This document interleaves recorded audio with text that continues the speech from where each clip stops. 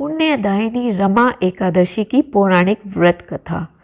धर्मराज युधिष्ठिर कहने लगे कि हे भगवान, कार्तिक कृष्ण एकादशी का क्या नाम है, इसकी विधि क्या है, इसके करने से क्या फल मिलता है, सो आप विस्तार पूर्वक बताइए।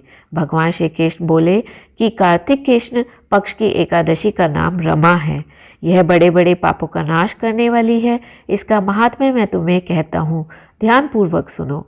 भगवान श्री कृष्ण बोले, कार्तिक माह के कृष्ण पक्ष में दीपावली के 4 दिन पहले आने वाली इस एकादशी को लक्ष्मी जी के नाम पर रमा एकादशी कहा जाता है। इसे पुण्यदायिनी एकादशी के नाम से भी जाना जाता है। इसके प्रभाव से ब्रह्मा हत्या जैसे महापाप भी दूर हो जाते हैं। यह बड़े बड़े पापों का नाश करने वाली है। इसका महात्म्य मैं तुम्हें सुनाता हूँ, ध्यानपूर्वक सुनो।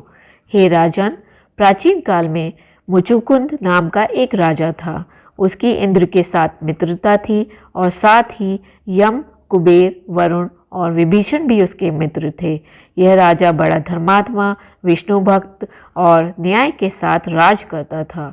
उस राजा की एक कन्या थी जिसका नाम चंद्रभागा था। उस कन्या का विवाह चंद्रसेन के पुत्र शोभन के साथ हुआ था। एक समय वह शोभन ससुराल आया। उन्हीं दिनों जल्दी ही पुण्यदायिनी एकादशी यानी रमा भी आने लगी थी।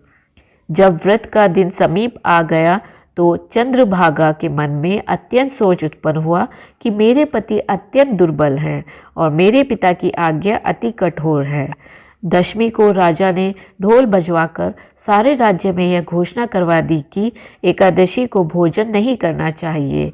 ढोल की घोषणा सुनते ही शोभन को अत्यंत चिंता हुई और अपनी पत्नी से कहा कि हे प्रिय, अब क्या करना चाहिए? मैं किसी प्रकार भी भूख सहन नहीं कर सकूंगा। ऐसा उपाय बतलाओ कि जिससे मेरे प्राण बच सके, अन्यथा मेरे प्राण अवश्य चले जाएंगे। चंद्रभागा कहने लगी कि हे स्वामी, मेरे पिता के राज में एकादशी के दिन कोई भी भोजन नहीं करता। हाथी, घोड़ा, ऊंट, बिल्ली, गौ आदि भी तृण, अन्न, जल आदि ग्रहण नहीं कर सकते। फिर मनुष्य का तो कहना ही क्या है। यदि आप भोजन करना चाहते हैं तो किसी दूसरे स्थान पर चले जाइए, क्योंकि यदि आप यहीं रहना चाहते हैं तो आपको अवश्य व्रत करना पड़ेगा। ऐसा सुनकर शोभन कहने लगा कि हे प्रिय, मैं अवश्य व्रत करूँगा। जो भाग्य में होगा वह देखा जाएगा। इस व्रत से विचार कर शोभन ने व्रत रख लिया और वह भूख व प्यास से अत्यंत पीड़ित होने लगा। जब सूर्य नारायण अस्त हो गया और रात्रि को जागरण का समय आया तो वैष्णवों को अत्यंत हर्ष देने वाला था, परंतु शोभन के लिए अत्यंत दुखदायी हुआ। प्रातःकाल होते शोभन के प्राण निकल गए।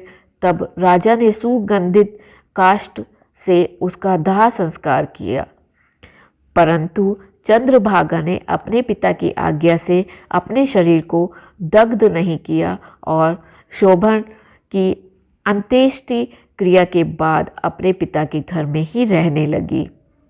रमा एकादशी के प्रभाव से शोभन को मंदराचल पर्वत पर धन धान्य से युक्त तथा शत्रुओं से रहित एक सुंदर देवपुर प्राप्त हुआ।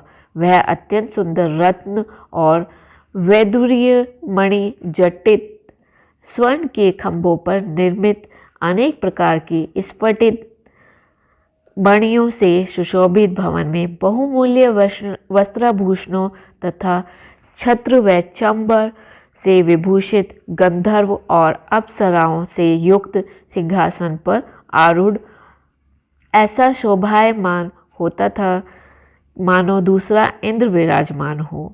एक समय मुचुकुंद नगर में रहने वाले एक सोम शर्मा नामक ब्राह्मण तीर्थ यात्रा करता हुआ घूमता घूमता उधर जा निकला और उसने शोभन को पहचान कर कि यह तो राजा का जमाई शोभन है, उसके निकट गया। शोभन भी उसे पहचान कर अपने आसन से उठकर उसके पास आया और प्रणाम आदि करके कुशल प्रसन्न किया। ब्राह्मण ने कहा कि राजा मुचुकुंद और आपकी पत्नी कुशल से हैं।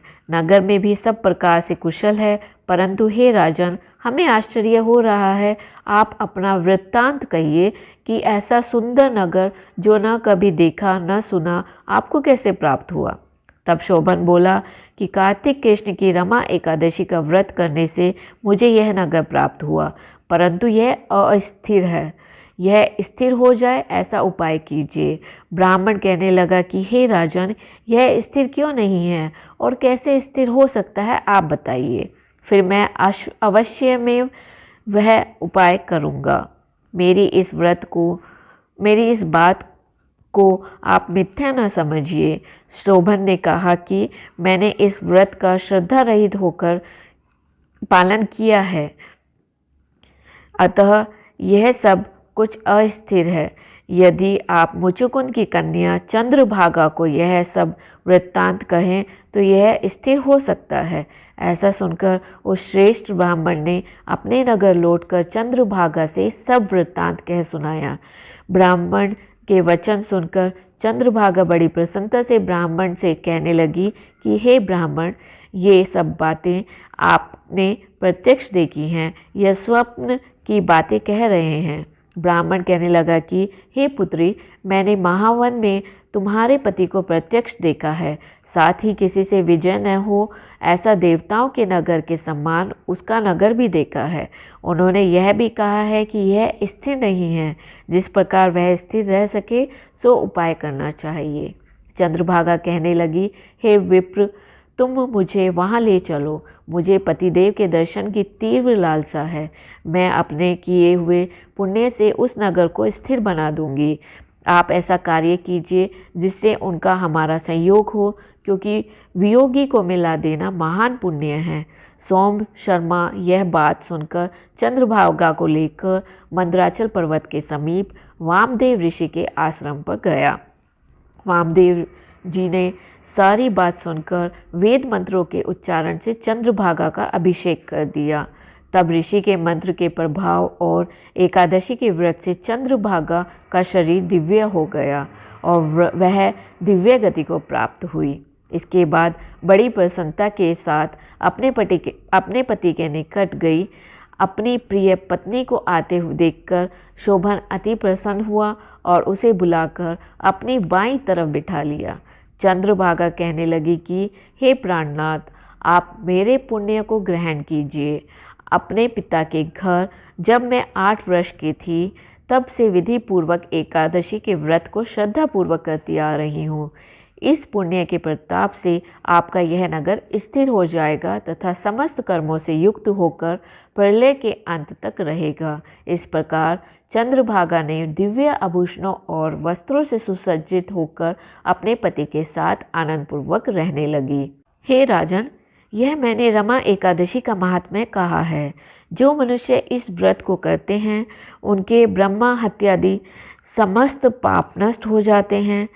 कृष्ण पक्ष और शुक्ल पक्ष दोनों की एकादशियाँ समान हैं, इनमें कोई भेदभाव नहीं है, दोनों समान फल देती हैं।